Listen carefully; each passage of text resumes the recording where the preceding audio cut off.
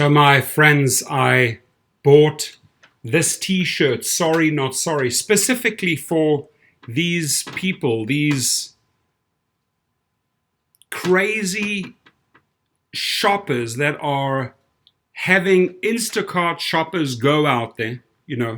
They are luring them with these big tips. Hey, there's this big tip I'm going to offer you. These guys run out there, get the job done, and then they change the tip to zero.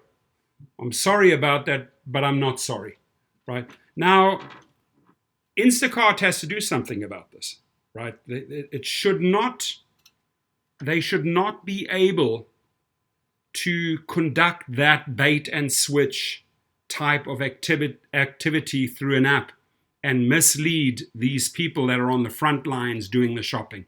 I just think that is grotesque. It's horrible, right? And if people are doing that, Instacart should be kicking them off the platform. There has to be a consequence, right? Because the attitude can't be, well, you know what, I'm sorry, but I'm not sorry. I sent you out there. I'm sorry I sent you out there.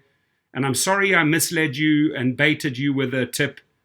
And then I turned it to zero and nullified it. And I'm not sorry about that. That's just unacceptable. Let's just read this article here.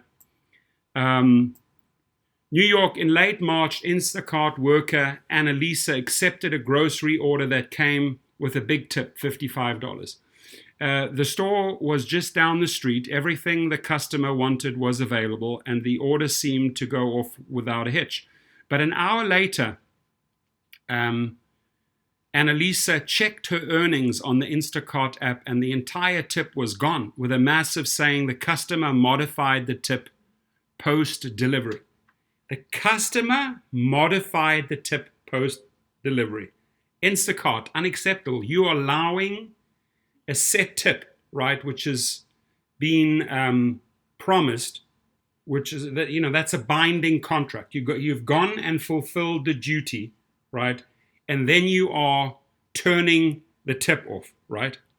She ended up making just $8.95 from Instacart on the order. I was flabbergasted. I couldn't believe it.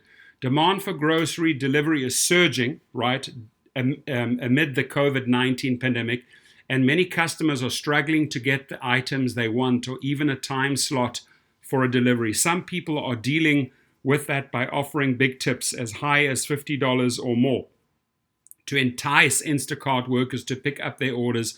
But some of those people have turned the tactic into a bait and switch, like I've used that terminology because that's how I see it from a legal point of view, offering up the big tip and then taking it away as soon as the person who risked their health to get them their groceries has made the delivery, just as I explained it, right?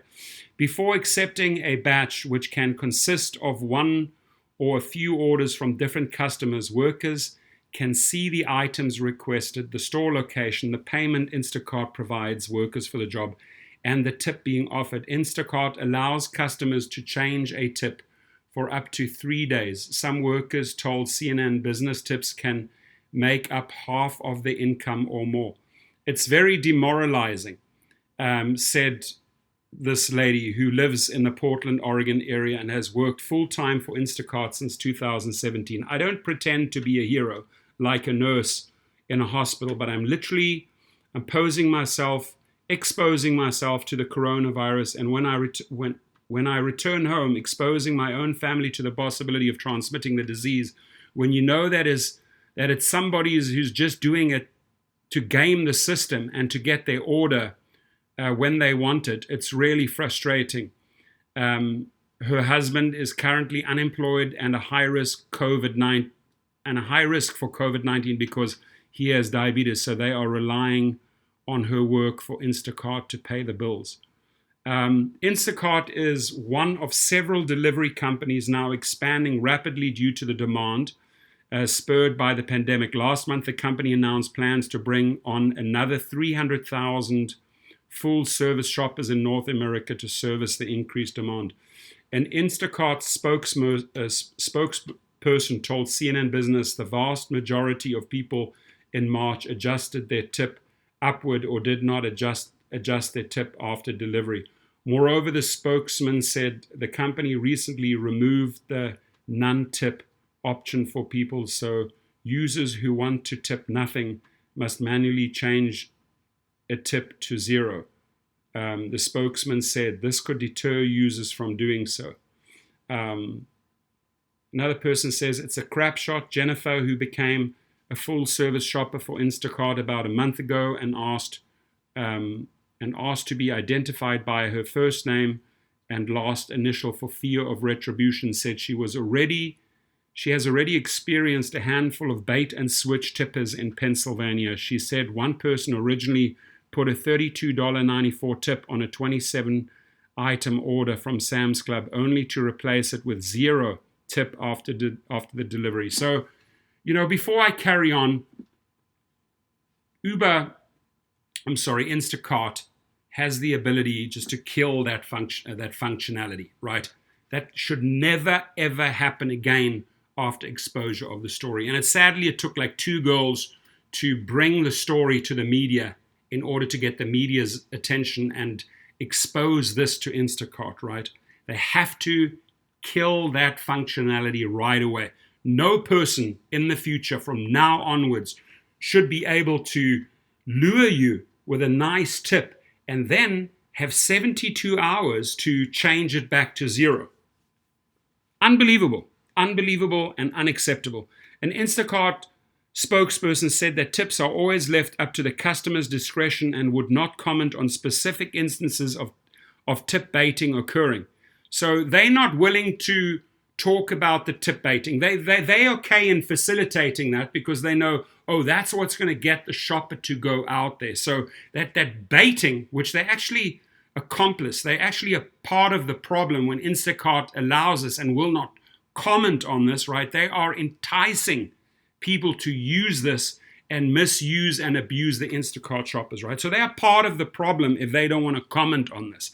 In an email to Instacart customers provided to CNN Business, the company encourages people to please consider tipping above and beyond to reflect the extra effort of your shopper. Being able to change a tip is not uncommon for on-demand delivery platforms, but other services such as Uber Eats and Postmates, which offer an on-demand food demand meal deliveries, allow customers to change tips for shorter windows of time between 1 and 10 hours. That whole functionality needs to be taken out. Bryant Greening, an attorney and co-founder of Chicago-based law firm LegalRideshare, told CNN Business that a few dozen Instacart shoppers and drivers have reached out to his firm to voice concerns over the practice.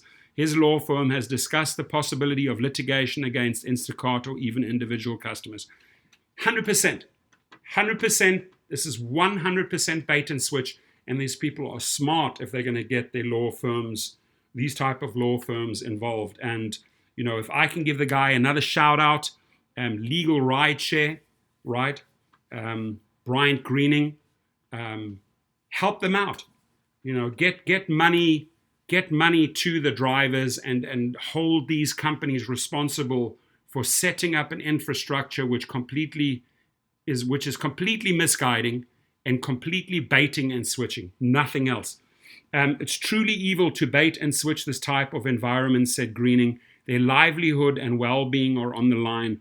When these shoppers and drivers see a high tip, it's an opportunity for them to put food on the table. So they're more than willing to take a risk on their health to achieve that goal. While Instacart is benefiting from a surge in customer orders in recent weeks, workers have criticized the company for not doing enough to ensure they adequately protected and paid during the pandemic. There it is. I mean, I don't have to say more. You understand it, right? I think there should be preset amounts, 10%, 20%, whatever, 30%, or a customized amount. You nominate that amount. That's what's locked in. That is what you pay. Thank you, and I would love your feedback.